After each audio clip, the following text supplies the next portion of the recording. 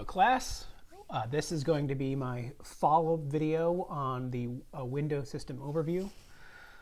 Something that's important for developing a game is sometimes developing the tools to go along with the game.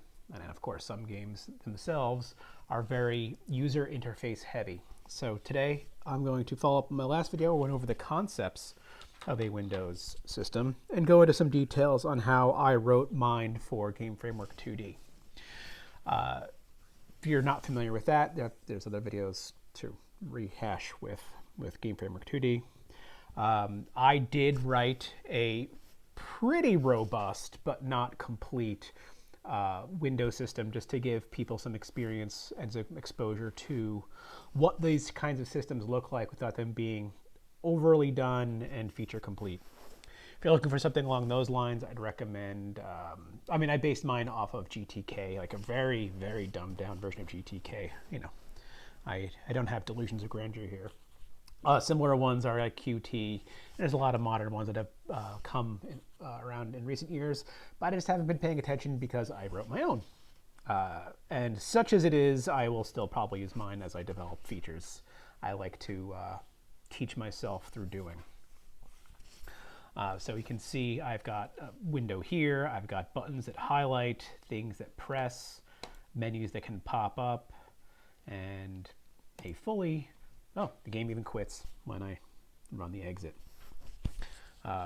Let me start going into what that looks like. In fact, if I play this game itself, it opens up with a Windows screen. Now this game was designed to be driven by a controller, but also arrow keys work, so I have the mouse hidden. I don't know if you're getting the sound out of this game as well, but there is sound. Create new game, and then the game is playable to do things. Hitting tab calls up a menu. You can tab through different options within the menu, and there is a UI going on as well. So it's, practicing what I preach, and that I have this little showcase of what the game engine can do. All right, exit the game, yes. Let me start going into what that looks like. So into the source code. Again, I wrote this in C because I hate myself. No, I actually really like C, and I've gone on to it a bit, and I might even make a video just extolling the virtues of C and why I think it's worthwhile learning, whether or not you ever work in it, but I'm getting off topic. So from the previous video, I talked about how the Windows system itself is very much like an entity system. You have a generic data type that is going to be used to describe all possible windows. They have function pointers so that you can have custom data, basically callbacks on different events. Keeping track of parent and children because there is a layer and almost a hierarchy or a tree to a lot of these things. And I've got a list of the elements that can go on. Now this one has evolved over the years. I did start this project off as bare bones, but I've started using it for my own projects, and my projects do require additional features, so I've expanded it a bit more.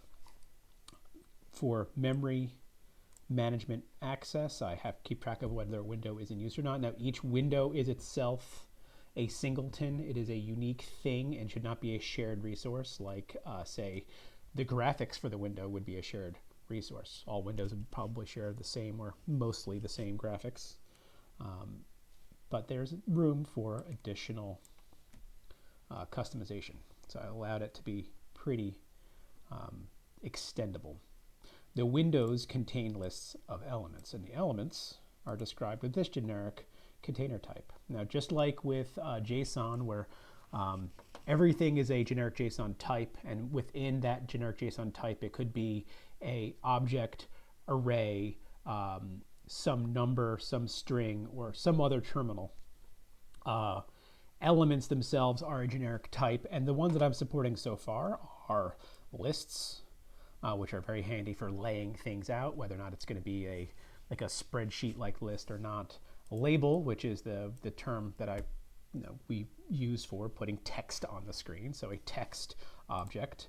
An actor, which I probably need to go and explain in another video in greater detail, but an actor extends, to use the term from object-oriented programming, sprites. So a sprite keeps track of the image and the frames, and so you can draw a specific frame at a specific time and or a location on the screen, but it has no knowledge of what the animations within the sprite are. An actor lets us name them.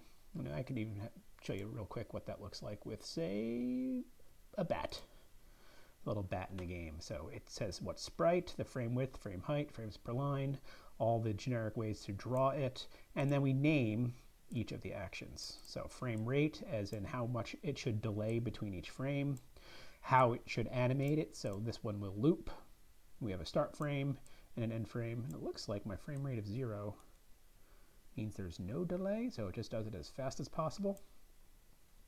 And in the name of the action, so I can just tell things to, hey, you're going to have pain now, or you're going to be flying. This is your dead, well, in this case, frame.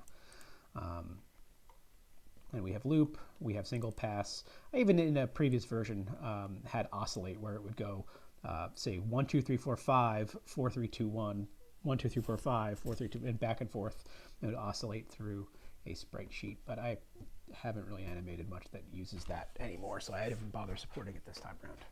Anyway, the problem with game programming is that every step you take leads you down another rabbit hole. So, going back to windows and elements. So that's what an actor is. It's the 2D animated by name sprite, and we can also this also then contains also sprites, and then sprites contain flat images. So we get all three with this one type. A button, which is, you know,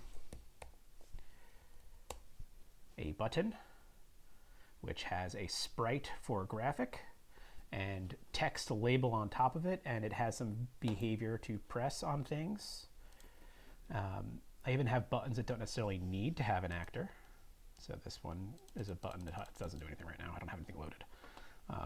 Same thing. These are buttons. Oh, this is a graphic with no text. This is text and graphics, and they've got some that are one or the other. So they're optional.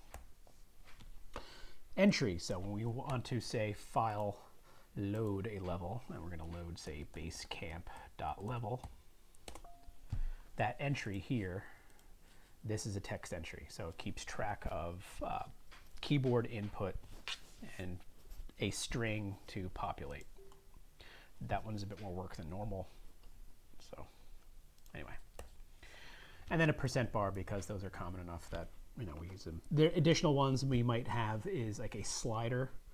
Actually, I do believe I've got a version of this where I do have a slider built in, where you have the up arrow, down arrow, like you'd have in any system. So like up arrow, down arrow, and a possible, I forget what I called it, like place cursor, and then some sort of bar to draw that it goes up and down. Those are some of the basic types. And you can see here. So these are generic. All labels, or excuse me, all elements are going to be described by this type. Now this one again has evolved over time. So if you're doing just starting off writing your own Windows system, you might want to keep it simple. You don't necessarily need all of these features. But I have the index, so how it is labeled, and name. These are the two ways to name things.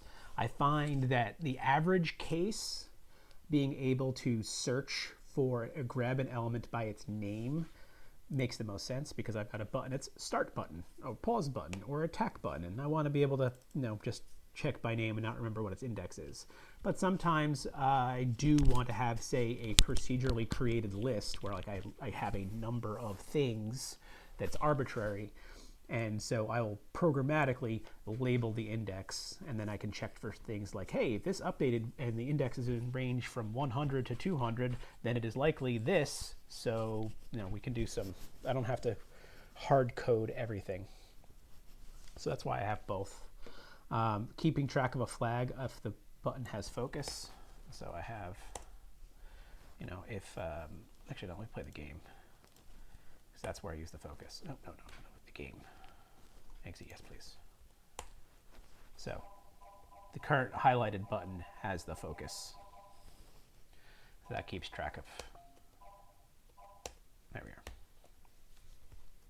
I have a rectangle describing the bounds. So where within, now these are going to be relative, drawing bounds for the element.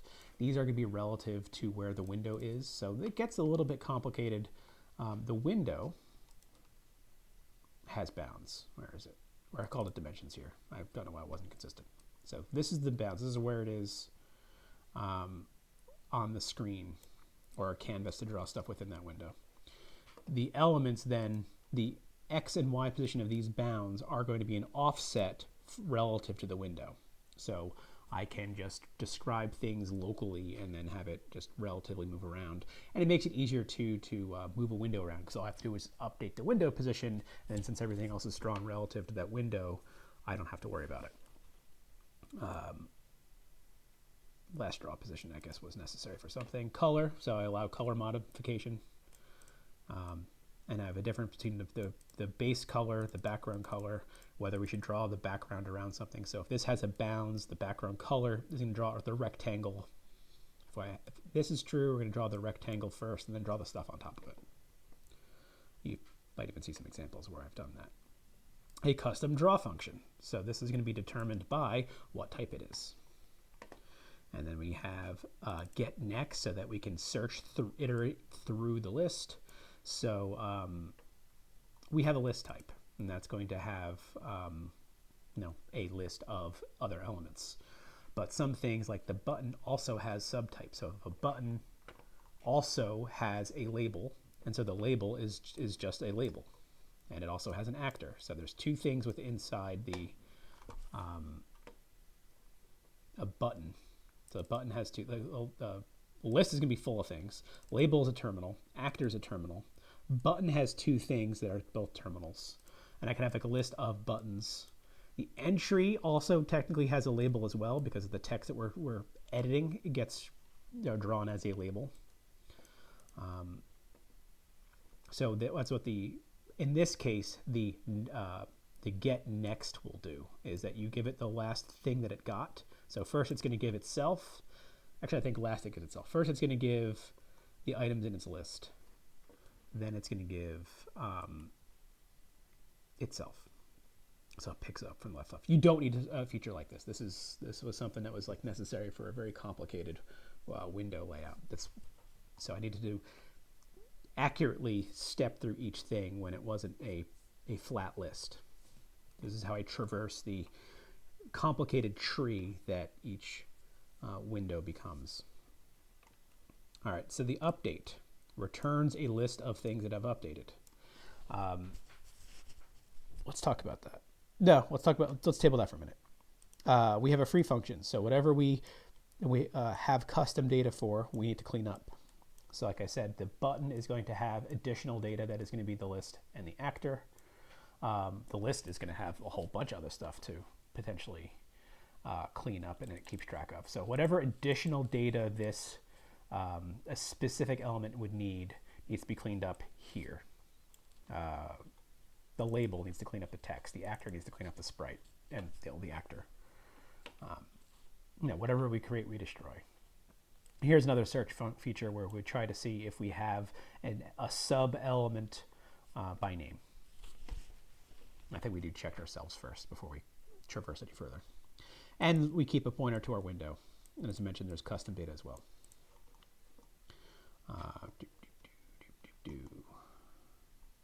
Cool, different states to keep track of, all those fun things. We have a new full, we have a free. So if we're creating something programmatically, we will create the element, maybe we create the element pre-populating some of the information, and we free it up when we're done.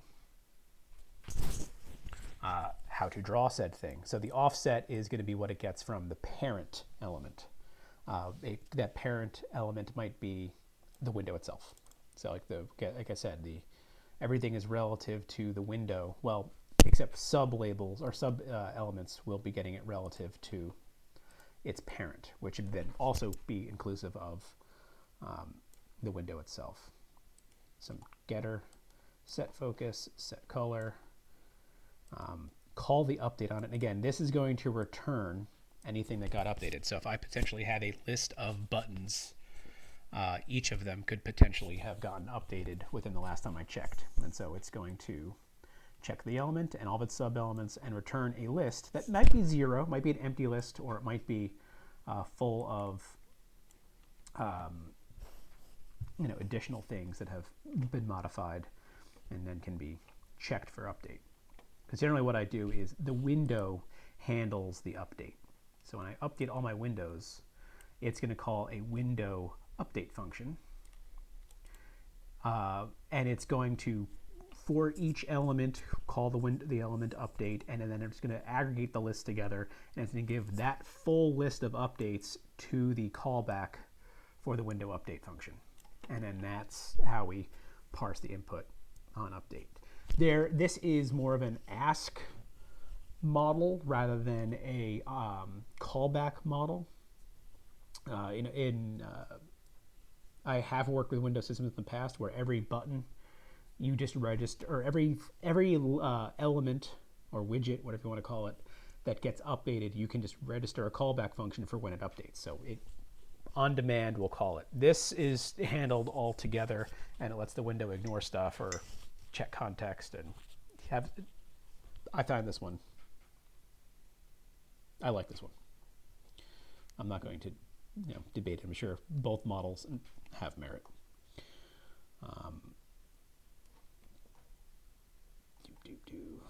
All right, let's start to, so I'm going to go through all of this, but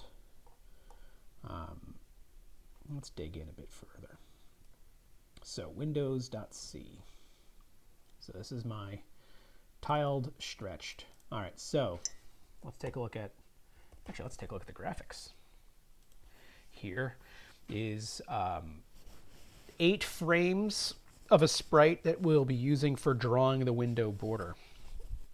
So this is, if I remember correctly, this is a 64 by 64 frame. So if let's show the grid. No, that's not the grid. Let's configure the grid.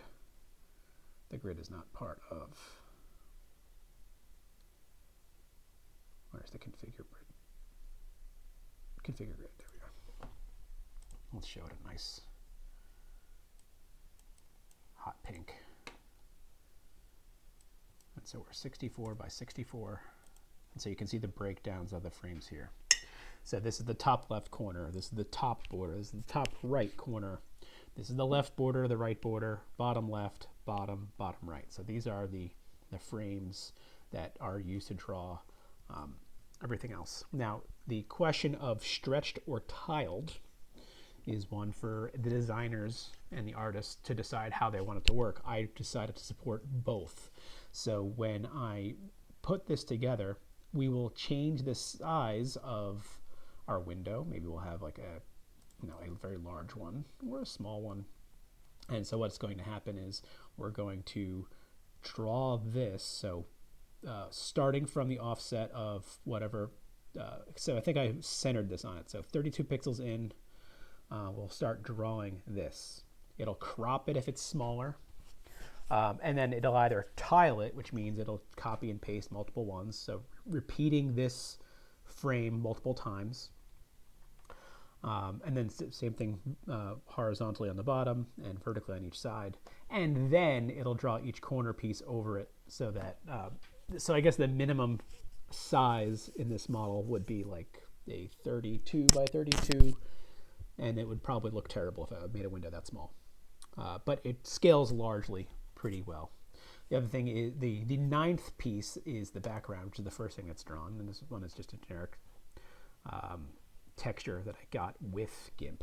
So like I didn't draw this. This is just one of these textures in here. I think I just adjusted the saturation and the brightness a little bit from, I'm guessing this one.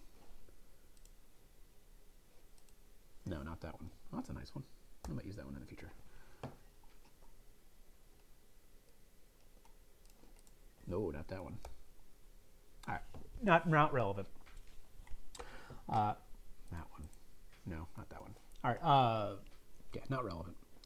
So this can also be tiled or stretched. I can either copy and paste multiple ones of these, or I can stretch it to width with this scaling, the render scaling functions that SDL provides. And again, I've been working off of SDL2, not SDL3. I haven't looked at it yet. It's relatively new to this video. All right. So the Windows system is a singleton, keeping track of multiple windows. So I have, where is it? The window list. It's a giant ass array of potential windows. Now, windows aren't really as resource demanding as game entities are, so I didn't necessarily need to do this pre-allocated model. I very easily could have just made this a list of windows, and it probably would have worked better. Because how many windows are you ever going to have open in a game at once? We're talking like a dozen tops, a title bar, maybe a bottom bar, a couple different panels that might be different things. But after a while, it gets a little absurd. And generally, if you have a lot of windows going on the screen at once, it's probably not an action-packed part of the game. But I followed the same design pattern that I've been doing for all the other elements, and I don't feel like updating it. If you're writing your own from scratch now, I would recommend just making it a list of windows.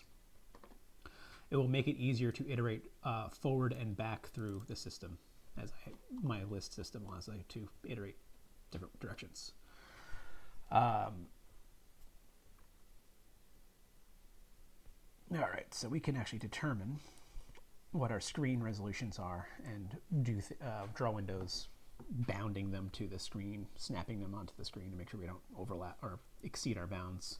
I created a hash map of sounds. So the hash map is a key value pair list of sounds, basically a sound pack that was provided in GFC audio. But I think I wrote it by hand here, and then I made it a sound pack, or I probably just use this here. So you can just build a pack of sounds for things like button press, button highlight, button release, window open, window close, cancel, confirm, all the generic sounds that you'd want your user interface to have. Or just do it by hand when things actually happen. So static, global, singleton window manager. So we're going to keep one of these. And by the way, here's the generic border, which is this. And the generic background, which is this. And the draw style is one of these. The list of windows, how many we've got as a limit. Yeah, so the window manager is pretty straightforward. Now I do have a way to, here's my initializer. I'm going to come back to this in a second, come back to that in a second. Here's the init. How many windows I want to be able to have. And this is concurrent windows. Again, if I need 1,000 windows over the course of my game, but I'm only ever going to see 8 at once, then I can set this to be 8 and they'll never have a problem. I will draw as much as I can from config. So again, I'm using the JSON library that I wrote, simple JSON. So we have access to all the JSON stuff. And if you look, remember back from the previous video, I did look into, here's my menus, but menus. So like, let's take a look at a yes, no dialog. The file name extension does not matter. It's a text file. We can call it .level, .window, .menu, .steve, .alex, does not matter. There it is, yes, no window, .json. So this is how we describe what it's going to look like. So here I set the dimensions. I don't bother setting the position because I do have the ability to center and align. So this will center horizontally, this will center vertically. How did I come up with those names? I just, made them up. And then I've got my array of elements, and I don't like how it indented, but oh well, it's irrelevant. So here I define 2 buttons, item left, item right, so I can have my keyboard or controller change which one is currently selected. So these are buttons, they have functionality, they do something, but they don't get shown. There's no other information. I don't set bounds, I don't have a style, I don't have an image. I don't have a label. I just have the name and the hotkey that I'm going to press in order to have that button activated. So it'll be updated along with everything else in the system. Then I have a list, and I'm using the list to lay out the rest of my window here. So this is a vertical list. So I'm going from the top 10, so 10 pixels in and 10 pixels down from the top corner of the window, wherever it may be. And by using 1 here, I made a convention. I probably should label what this convention is, but we'll see it in the source code in action. Anything that is over 1 is treated as a raw value in pixels. So if I made this like 1,000 and this 1,000, it would make this list be 1,000 pixels wide, 1,000 pixels tall. But anything between 0, I think it errors on 0. But if I have anything that is floating point 1 or lower, it's going to treat it as a percentage of the area that it has to work on. So if I did that with a window, like for instance, I made this 1 here. In fact, I can just show what this looks like now. Quit. Oh, wait, that just quits directly. Wait, new game. No, it doesn't do anything. Wait, this exit. See here. Here's an example of an action. So here, by using 1, I've now made it the full width of the screen. Yes. If I change it to 0.5, it'll now be half the width of the screen. If I've labeled it 0, new game, exit. It tries to make it a 0 width, and that's what the window looks like, 0 width. It's not very pretty. Anyway, I'm going to undo that and just leave that as it was.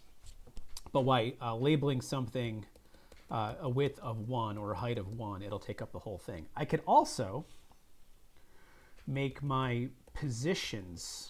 So normally it's going to be a, if I didn't have these alignments, I'm just going to just cut them out for now. Or I can just label them like this. Since it's JSON, I can just, as long as it has to ask for stuff. So if it doesn't find what it as it is spelled, it doesn't find it.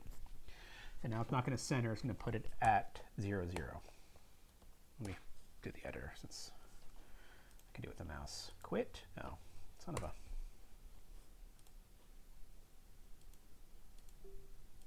All right, never mind. I'll go back to the game. New game. Exit. So now its position is 0, 0. Exit, yes. I can make this a percentage, if I remember correctly. So if I make that 0.5 and that 0.5, the top left corner is now going to be at the 50% mark. So that's why I didn't make it a, I had to do centering, the justifying center and aligning center, separate things, because I can't just set my top left corner to be the 50% mark. It doesn't make sense. But if I say want to make 2 windows line up at a certain percentage, I can set one to like 80%, the other one 20%. I can make the first window at 0, 0. In fact, I do that with here. So this top window is the whole width, and it's say like 10%, and then this one starts at 10%, and then its height is 90%. So you can layer screens out that way. I have plans when I ever have free time, which will, according to my calendar, be in 18 years when my kid finishes high school, to make a WYSIWYG, so like a program to lay out windows and save them. But for now, it's going to be editing by hand these JSON files. I'm going to mash undo. Oh, one other thing. If I wanted to make it offset from the right, I can add a negative number in position. So if I do negative 100, so the window is 350 wide. Actually, let's do negative 350. So we should now make my yes, no dialog. No, not you.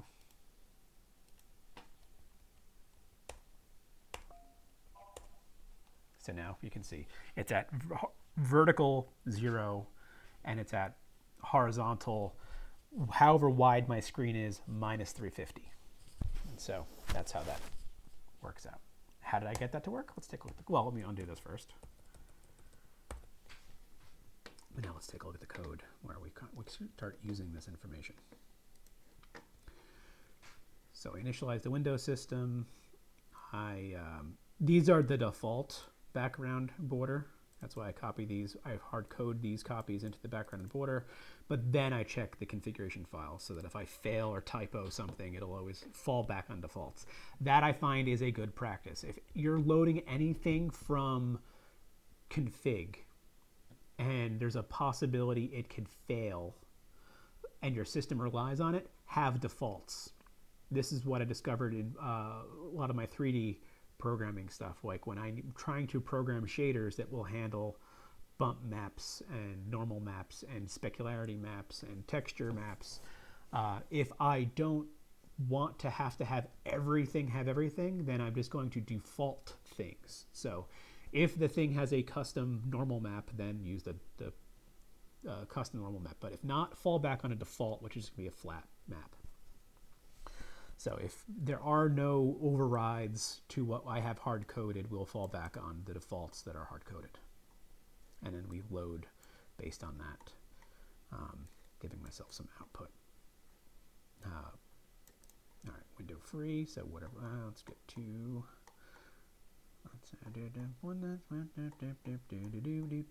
just loading, I think it's down here at the bottom where I parse a window from config. All right. Window load from JSON. This is going to be how we, load the damn window.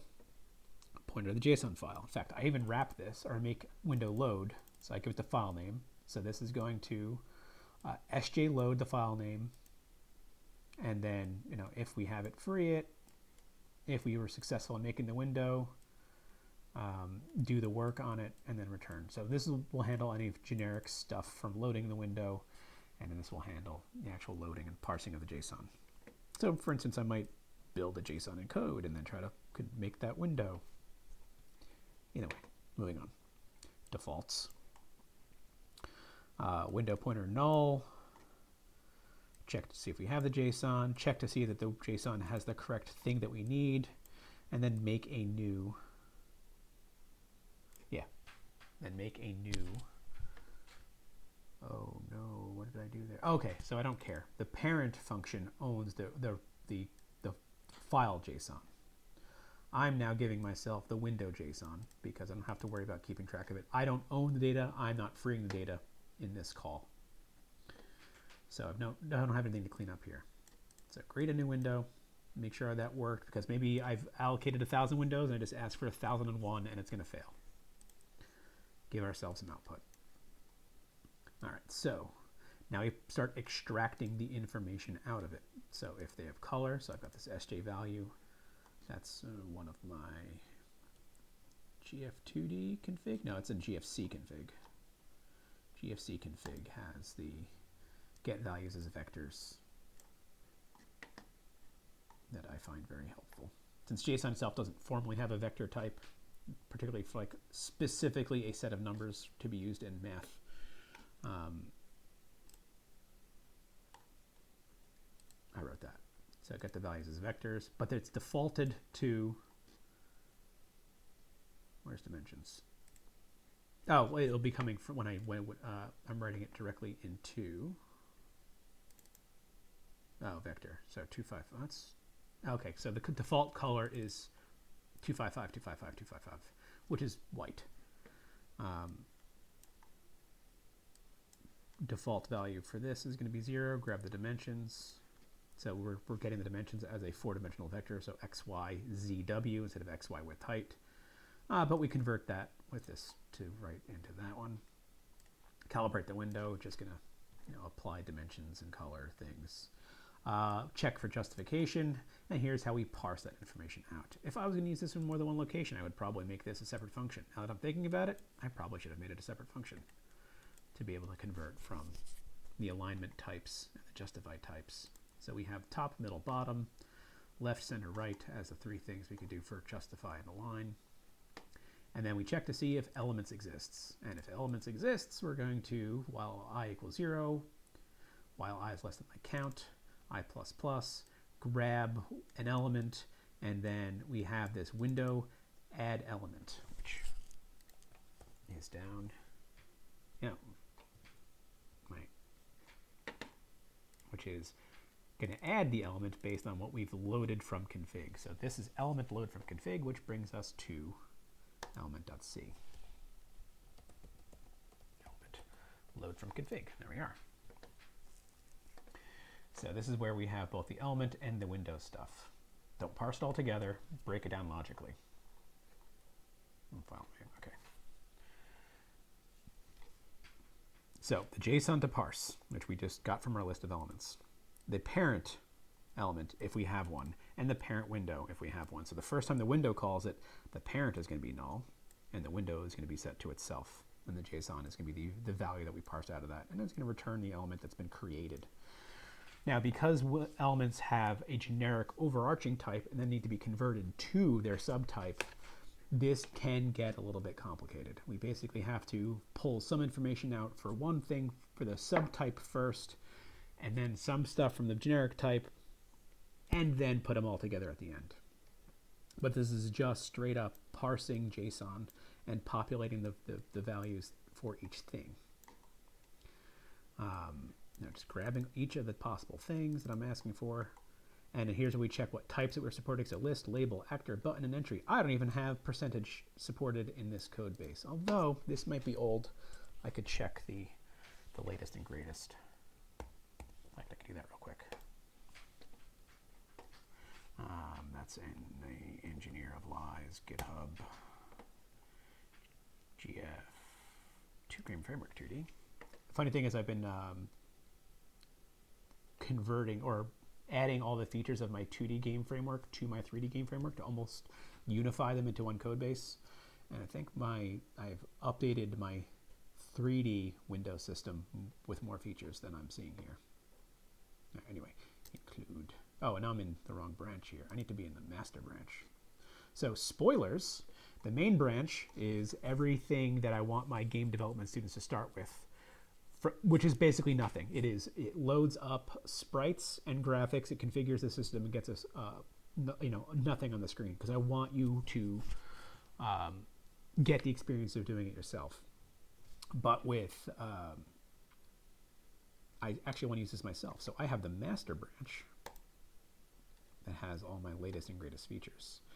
Now, if you want to use my master branch now from this part over, for those of you who are watching this as part of my 2D game programming course, after the midterm, I will allow you to start utilizing these features. But I don't want you to learn to use my code base. That is not going to be useful. No one in the industry is using my code base. I want you to be able to adapt to any given code base. And I think the best skill you can get from this class or any class is if you can do it by hand, you'll be able to understand what the library is doing. And I'm not going to say you're going to do everything by hand, but if you just try it once, there is some merit to writing your own sorting algorithm at least once, writing your own pathfinding algorithm at least once, writing it out and coding it and doing it at least once to appreciate what goes on to it, to understand the structure of what's going on under the hood, so that when you use one of the more advanced tools, you know what's to be expected, you know what kind of nuance is going to be going on under the hood, and you can make more informed programming decisions. Which is why I give you almost nothing to start this class off. But now, if you want to use it, feel free. Again, I follow the design pattern similar to GTK. Actually, I borrowed a little bit of GTK and a little bit of Qt and a little bit of just what my code evolved to be. Yeah, I don't think I have... No, it's dynamic body. That's my collision system. Elements. Oh, yeah, it's pretty much the same stuff. I just never actually implemented percent. Anyway, that answers that question. At least not generically. Anyway, scrolling further down. So each of these things, depending on what it is, has its own separate parse function. So each of my elements has a dedicated C and H file, its own subclass. This is about as close to inheritance as you're going to see in C. C and C that you are going to observe in the language of C. There, less confusing. Let's take a look at label. Label is the simplest one. Label new. So there is the generic data type, which is called the label. So let me look at the H file as well. So the label element is the custom data that the label needs to have that generic elements do not need to. So that the label widget, again, widget element, I'm calling them, I just didn't like the word widget. That's an economics term. Our text that we're going to save. And this is an array of, this is 1,024 characters. So anything more than 1,024 characters cannot be represented by my label. So be careful about that if you're using my system. Now that I'm more thinking about that, I probably need to update that as well. The background color, if it should wrap or not. Style, so this is a font. So I created a font config, and I basically use the same kind of labels. So normal, small, but then I use like the header from HTML. Heading 1, that's going to be the biggest. Heading 6 is going to be the smallest. And then I've got just 2 other styles. So the font name, its size, and then its tag. So if you see that, that's what that's from. You would need my font system for that to work. So again, if you want to use my system, you're going to be getting a lot of dangling connecting parts. Wait, that sounded inappropriate. Ignore that last part. But just define a line. So our style, our text, and that's what we're going to do. So we have this type, which is going to be saved as the custom data element of this. So we're going to have a custom element free function that's going to have to handle that, which if I'm looking at it, where is it? If I'm looking at it, that's elements. I want label here. There's nothing fancy about this. So there's no like sub pointers or anything that needs to be cleaned up. This is all just flat data. So it can just be freed with a normal free call. But I still make a, okay, so here's the label draw. I get the element. So this is the generic element type and the offset. So all my draw functions have to have the same function prototype. It should be assigned which function to call when I make the element a label. So that gets assigned there. But since I have an I'm hoping that I'm an element label.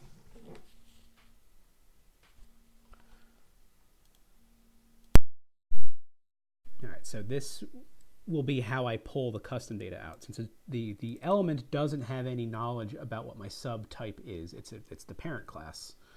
I need to grab the sub element and cast it as the element type that I'm working on. So here's the memory address where I'm going to find label data, or element label data.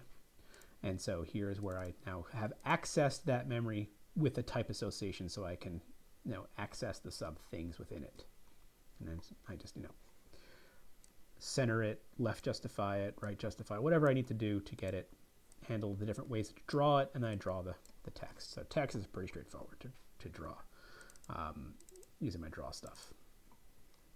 Update function, the label, it's just text. It doesn't do anything. So this cannot update. So it's going to always return null.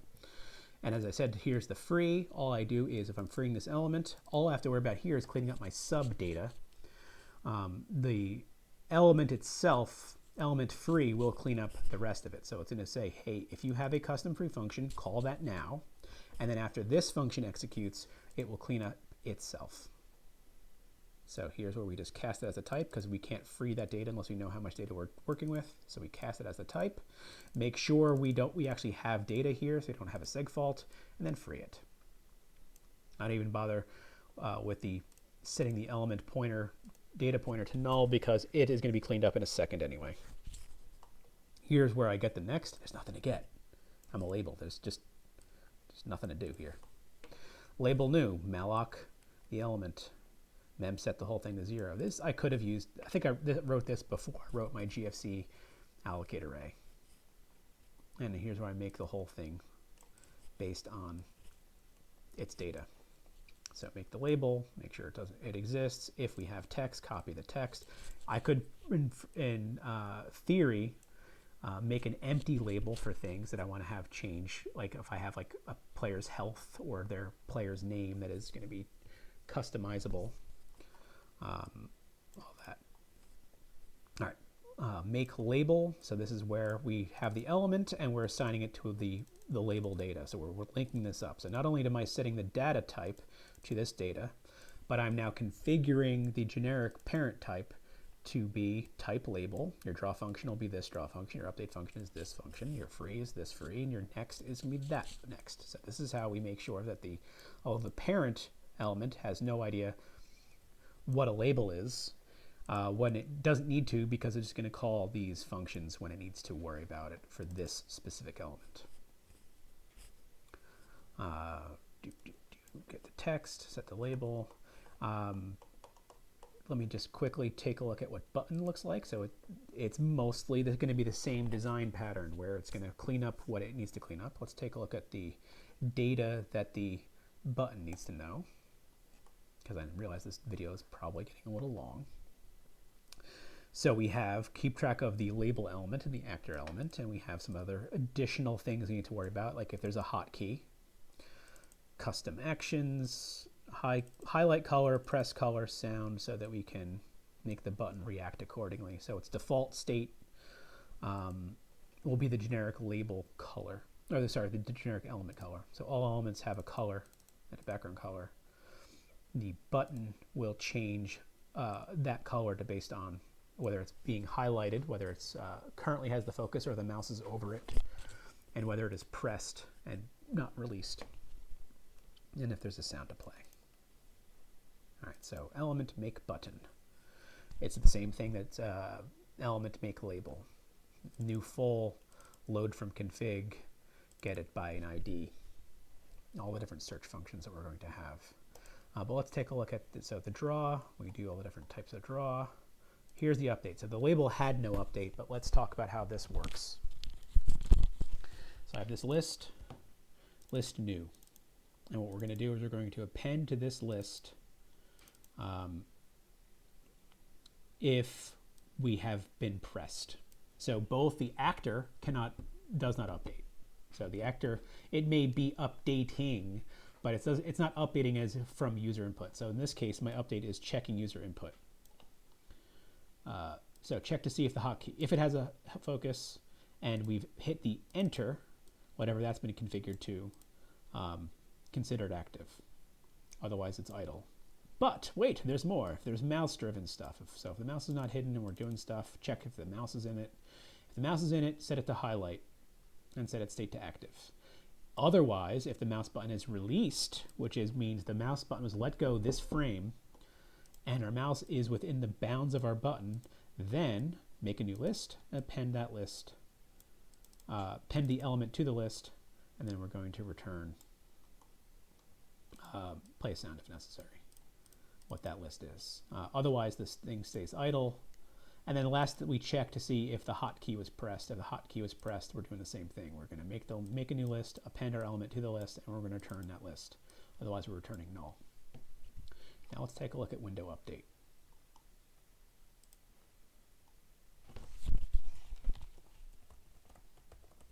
Here's window update all. So as I mentioned in the overview video, windows need to be updated or drawn back to front, updated front to back. So here's where we're going to go through our DQ, and we're going to, however many we have, we're going to set ourselves to 1 minus that, while we're greater than equals 0, I minus minus. Now what I'm checking here is if the window returns true. So what I'm trying to do with this is that some windows might just be there to look pretty.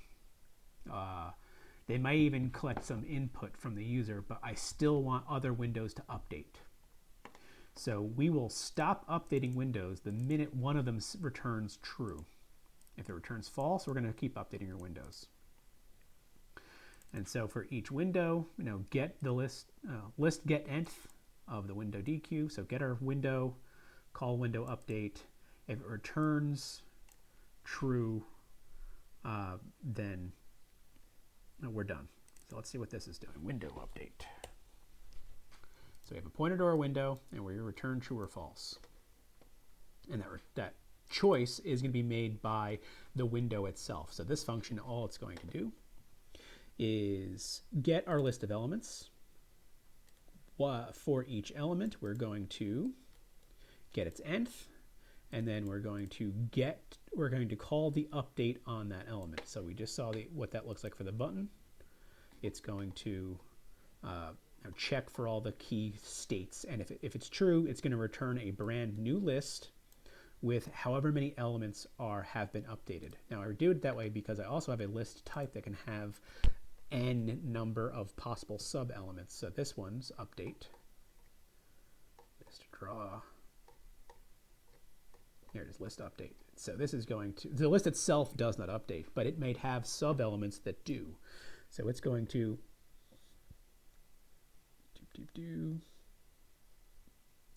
So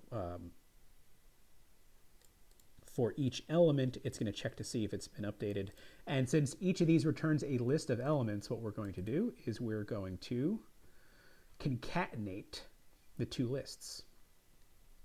So if I have list A and list B, we're going to glue them together in one big list, and then we're going to delete the updated one. So that's what concatenate free means. It's going to update this list, and then it's going to copy the elements from this list into that list, and then delete this one. So there is some memory allocation and updating and deallocating going on during this update, which is why it's a good thing that we usually don't have more than like a dozen or so windows. If we had something like thousands of elements, like I would not have an entity system allocating and deallocating lists on the fly like this. I would keep them around. I'd give each one an update list, and I would just concatenate from them, and I wouldn't worry about it. Or I wouldn't allow it to be allocating and deallocating like that. I'd keep them around. I'd cache the data there. So for each element, we're going to do this updated list, and in the same thing, we're going to concatenate all of the sub elements into one big list. And then if the window has an update function associated with it, we're going to then call that function, providing it itself and the list of things that have been updated. And if it returns true, what that's going to mean is that this will be the last window that updates this frame. And then delete the list that we have created for this. Again, if I thought this was going to be a hammering the system, like doing more than a 1 or 2 way frame, or if my code needed to be that much more optimized, I would give each window the update list, and I wouldn't delete it. I would just clear it after the end of each update call. All right. Last thing, let's take a look at what that code looks like in practice. Let me just show you what the main game menu looks like for this project. So here we have a new button, a continue button, a load button, and a quit button. Oh, and a giant background, and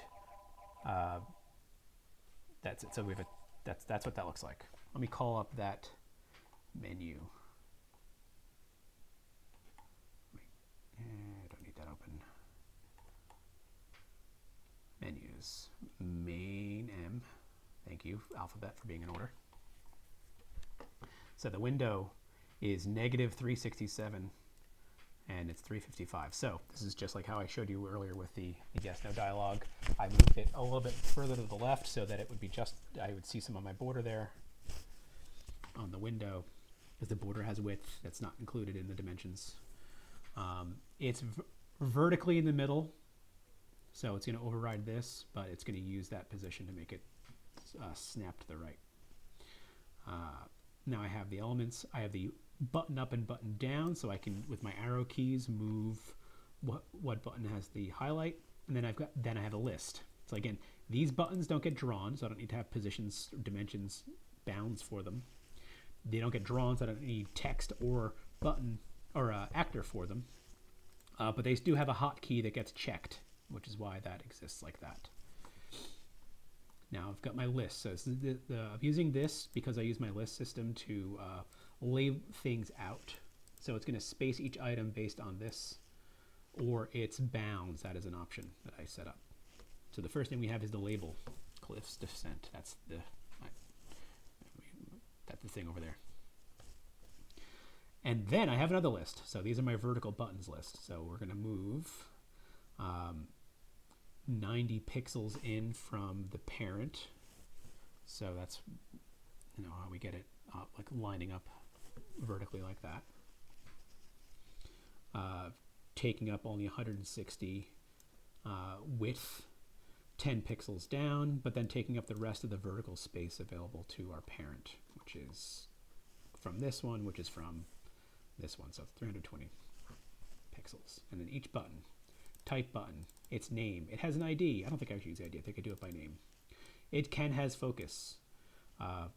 Sound you press it will be confirmed. The bounds are this. The hotkey is new game, which if I go to my config, my input config, new game in. So I can just hit it without actually having to like navigate to it. Let's go back. Then the label. So since the label is a subtype, anything that would go into a label would go here. So label, bounds, text, alignment, the actor, all the information needed for the actor, and then the other buttons as well. Now let's see what the code looks like. So let's take a look at mainmenu.h. Look at that. Isn't that beautiful? I've got my include guards. I include a menu or the window system since I need to be able to return the window, and then I call that. Isn't that great? Now let's see what it looks like in the C file. Mainmenu.c. And I'm going to start at the bottom. So here's main menu, returns the window. I have a pointer to a window. I have a pointer to custom data because all windows also have custom data the same way each element has a custom data. We've gone through the parsing. So this is going to parse and create, and as long as it worked, we're going to return a pointer to a window. If it failed, we're going to say Y and return nothing. We're going to set an update function to main menu update, a free data to main menu free, or draw function to main menu draw. Now we're going to allocate some main menu data. So our main menu is going to have to keep track of some additional things. So like what's our current selection? A background, so that background image is part of the menu. The file name for when we want to load a save file, and then the pointer to ourselves to keep, you know, everything nice and easy to access. I'm setting my file name to set the path to where we want to go. And then we have sprite load image. We load the background image. So I've hard coded what the background image is supposed to be for this. I set the focus on the first button. I set my data to the data. I set my data's window pointer to our window pointer. And our selected option is going to be the first thing in the list. Now let's take a look at what we do with the update function, because I think this is one of the most important things. So here's our generic prototype. We return an integer. We take a pointer to our window self, and we take a pointer to a list of potential elements that have been updated. Now, grab our custom data, convert that. This is some boilerplate that we're going to always have in a lot of our window code. We're going to make sure we have a window. We never trust a pointer. Make sure we have our data here. Never trust a pointer. Set the pointer equal to our data pointer, and in this case, I want to make sure I actually have it, so I don't try to access it if I don't have it. So always check your pointers. Here's where we check to see if next element has been pressed, in which case we go to the next element. And in this case, I'm returning 1, which means this will stop updating any other windows. Although it's the main menu, it's probably the only menu on the screen. All right, so now we get the list. How many things do we have in our update list? So for I equals 0, while I less than count I plus plus. So if nothing updated, this does not get called. And then it's going to return 0. That's my default thing. Now I just check by name. So each element, list get nth. I know everything in this list is supposed to be an element. I know element has a name, and I'm just going to check its name. Is it new game? Then call the new game stuff, and then delete myself. is it load? Then we're going to open up a text entry. And then this does work with callbacks. So like when on OK, on cancel, it's going to call these functions. Item down, item up. These were the undrawn buttons. And then we check the quit. Notice I didn't ever code continue. So I never got around to it. The game was 80% code complete, as most of my projects end up being. My draw function is mostly going to just work with the generic draw stuff. Like it's going to draw this background image at 0, 0, the whole background. And it returns I had my draw function return 1 if it, no, don't worry, I drew it. You don't have to do anything. And return 0 if, no, go ahead and draw the generic function now. It's up to you if you want to be able to handle that. The free function is to clear out. So here we did load some information, so we have to free what we've loaded, then we can clean out the rest of the data as the type. Start new game. This would be where we would start the rest of the game. Let's make sure everything is undone. On file load cancel, reset our file name on file name OK, file load OK. This just doesn't do anything. I guess I never even wrote the code to load the game, but this is where we would then load the generic game. It would basically be this exact same code. It would be this. On file load OK, it would be this, except instead of being the hard-coded Basecamp, it would be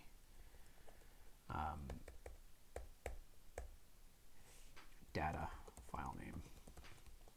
Would be how that was supposed to work. And then I would check to see if not level info. That's supposed to be not at. Then I would probably like alert or do something. I forget what my, hey, that file doesn't exist, but otherwise it would just do that. I'm going to undo this though because I don't actually want to develop on this anymore. All right, that is the Windows system that I've written. It is a design pattern that you should feel free to follow. If you would like to check out the code, it is in, where did I put it? It is in my Game Framework 2D master branch. But do know it does, my master branch contains a lot of more harder to follow code. So, proceed with caution. All right, this video is already way too long, but I hope it's useful. Thanks for watching.